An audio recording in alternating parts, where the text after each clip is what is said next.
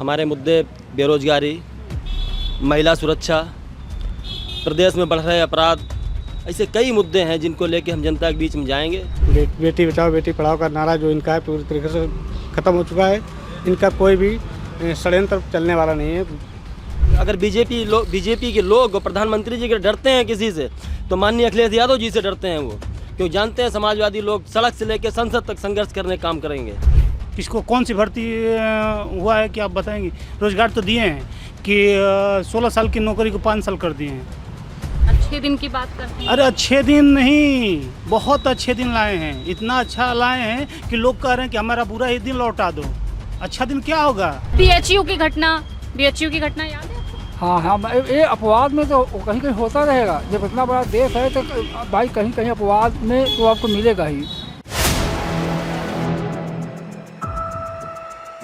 नमस्कार, मैं हयात अब्बास और आप देख रहे हैं 4PM न्यूज़ नेटवर्क। उपचुनाव उत्तर प्रदेश में 10 सीटों पर होना है, जिसमें समाजवादी पार्टी और कांग्रेस इंडिया गठबंधन एक बार फिर से मैदान में होगा। समाजवादी पार्टी की तरफ से अभी कुछ सीटों पर बात नहीं हुई है, लेकिन कांग्रेस की अगर बात करूं तो उन्होंने कहा है कि 5 सीटों पर उपचुनाव में मैदान में उतरेंगे। हम बात कर लेते हैं उपचुनाव को लेकर क्या कुछ चर्चाएं हैं, क्योंकि लोकसभा चुनाव में भारतीय जनता पार्टी जहां 400 पार का नारा लगा रही थी, वहीं से भारतीय जनता पार्टी को यूपी से सबसे बड़ा झटका लगा। 40 से ऊपर सीटें इंडिया गठबंधन के उपचुनाव है, अपने आप में एक अहम चुनाव है। कैसे देख रहे हैं? और विधानसभा चुनाव जिन राज्यों में चल रहे हैं वहाँ पे भारतीय जनता पार्टी की हालत पतली हो रही है। इंडिया गठबंधन और समाजवादी पार्टी 10 में 10 सीटें जीतने का काम करेगी और पीडीए के दम पे हम लोग 10 की 10 सीटें जीतेंगे। माननीय राष्ट्रीय अध्यक्ष अखिलेश यादव जी और माननीय राहुल गांधी जी के नेतृत्व में हम लोग काम कर रहे हैं और आगे हम 10 की 10 सीटें जीतने का काम करेंगे। क्या मुद्दे रहेंगे? कैसे लोगों को जोड़ेंगे? क्या रणनीति रहेगी? हमारे मुद्दे बेरोजगारी, महिला सुरक्षा, प्रदेश में बढ़ रहे अपराध, ऐसे कई मुद्दे हैं जिनको लेकर हम जनता के बीच में जाएंगे और जनता के बीच अपनी बात रखेंगे और कहीं ना कहीं हमारे सारे प्रत्याशी जीतने का काम करेंगे। महिला अपराध की आपने बात करी। एक युवती जो कि अयोध्या राम मंदिर में, जिनको राम मंदिर काफ़ी चर्चाओं में भी रहा, वहाँ पे एक लड़की जो काम करती थी उसके साथ दुष्कर्म किया जाता है। कैसे देख रहे हैं उसको? और ये इतनी बड़ी घटना है, बड़ी घटना है, उसको न्याय मिलना चाहिए। मंदिर के अंदर जो घटना है, जो भी दोषी है उस पर कड़ी कार्रवाई होनी चाहिए। हम सब लोग उसके साथ हैं। कैसे देख रहे हैं? क्या मुद्दे रहेंगे इस बार? जनता को कैसे आप लोग जाके कनेक्ट कर पाएंगे? और क्या बीजेपी को जिस तरह लोकसभा चुनाव में खामियाजा भुगतना पड़ा है, क्या इस बार भी उपचुनाव में भी देखना पड़ेगा?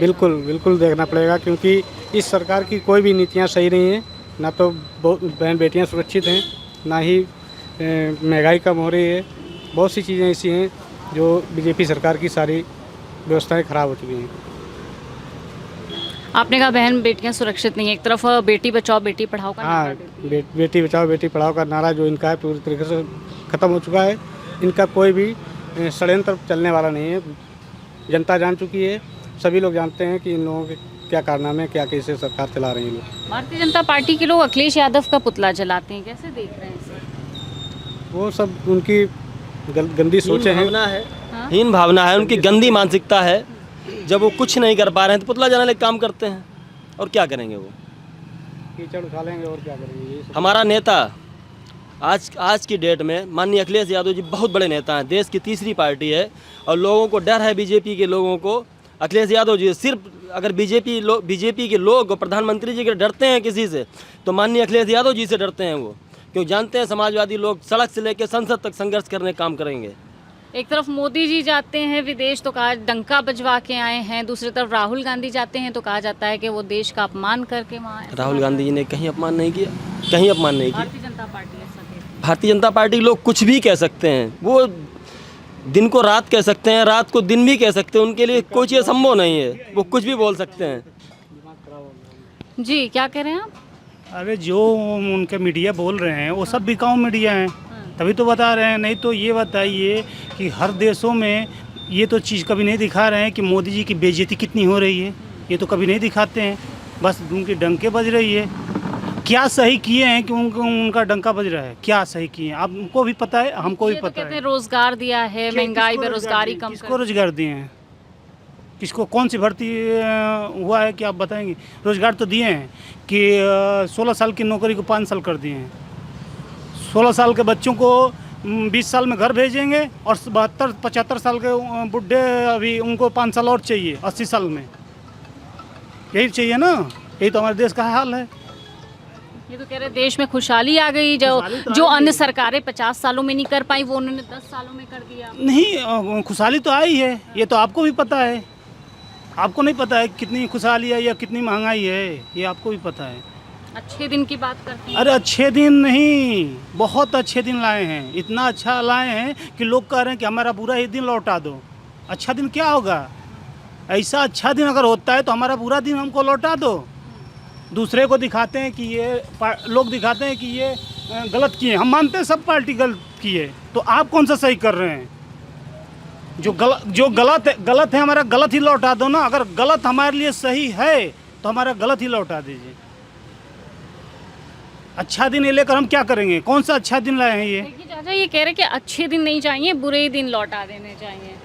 नहीं, क्यों नहीं, ऐसा नहीं होना चाहिए भाई। जब समय अच्छा दिन जब चाहिए तो अच्छा दिन होना चाहिए भाई। बुरे दिन, अच्छे दिन की बात जो कही थी मोदी जी ने, वो अच्छे दिन आ गए भाई लगभग तो अच्छे दिन चल ही रहा है। जैसे क्या अच्छा किया? जैसे अच्छा ये किया कि भाई मोदी सरकार के ही कार्यकाल में जो यूपी में योगी की सरकार है, उन्होंने बड़े बड़े जो कि रात दिन आदमी कहीं रास्ते में महिलाएं जाए सुरक्षित नहीं है। आज के समय में सुरक्षित हैं। आज के ज़माने में सुरक्षित है। अयोध्या में काम करने वाली जो एक युवती थी उसके साथ दुष्कर्म होता है। एक महिला, एक युवती जो कि खुद ही अयोध्या राम मंदिर के अंदर कर्मचारी थी, उसके साथ दुष्कर्म होता है, गैंग रेप होता है। ये कहाँ से? ये सर BHU की घटना याद है?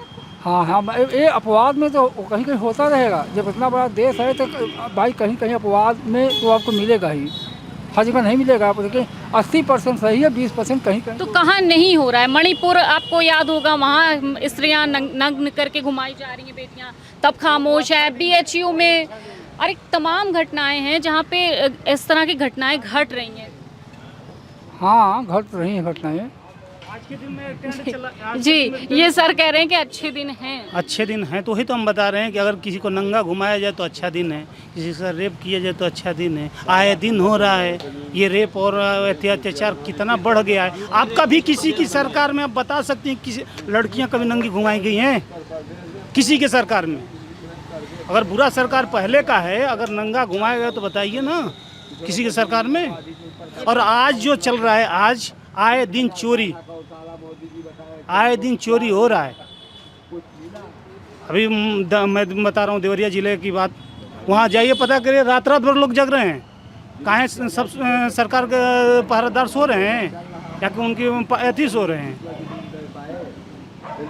और लोगों से बात करने की कोशिश करते। क्या नाम है आपका भैया? मेरा सुरजन।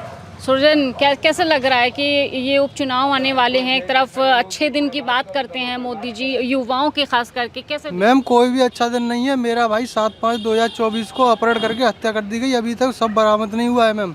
और जबकि पुलिस ने झूठा मुकदमा हमारे ऊपर दबाव बनाने के लिए लगा दिया है। ये तो कह रहे अपराध खत्म कर दिए, अपराध बढ़ते जा रहा है मैम, कोई भी अपराध खत्म नहीं हो रहा है। जहाँ पर 4 महीने हो गए अभी तक बॉडी बरामद नहीं हुई है। ये अपराध घटते जा रहे हैं, बढ़ते जा रहे हैं। ये क्या है? पुलिस मतलब बिकी हुई है पूरी। ये कासगंज जिले की घटना है मैम। कासगंज जिले की पूरी पुलिस प्रशासन डिस्ट्रिक्ट कासगंज का बिका हुआ है। अच्छा, रोजगार की अगर मैं बात करूँ, महंगाई की बात करूँ, कहते हैं खत्म कर दिया है। 10 सालों में हमारी सरकार ने महंगाई कम करने की बात की है, कैसे देख रहे हैं? कोई भी कुछ भी कम नहीं हुआ है मैम। रोजगार बेरोजगार ऐसे ही घूम रहे हैं सड़कों पर हैं। हम भी घूम रहे हैं, 8-8, 9-9 हज़ार की नौकरियां कर रहे हैं प्राइवेट। कुछ भी कोई इस सरकार से कोई भी लाभ नहीं हो रहा है मैम। ये तो कह रहे हैं अन्य सरकारों ने लूटा था, हमने तो दिया है देश को। कुछ नहीं हुआ मैम। यही सरकार जो कुछ कर रही है, यही वो चोरी लपाटी, इसी सरकार में जो कुछ चल रहा है इसी में चल रहा है, और किसी सरकार में कुछ नहीं हो रहा। देखिए, आम लोगों के बीच क्या चर्चाएं हैं उपचुनाव को लेकर और इस बार क्या कुछ मुद्दे रहेंगे?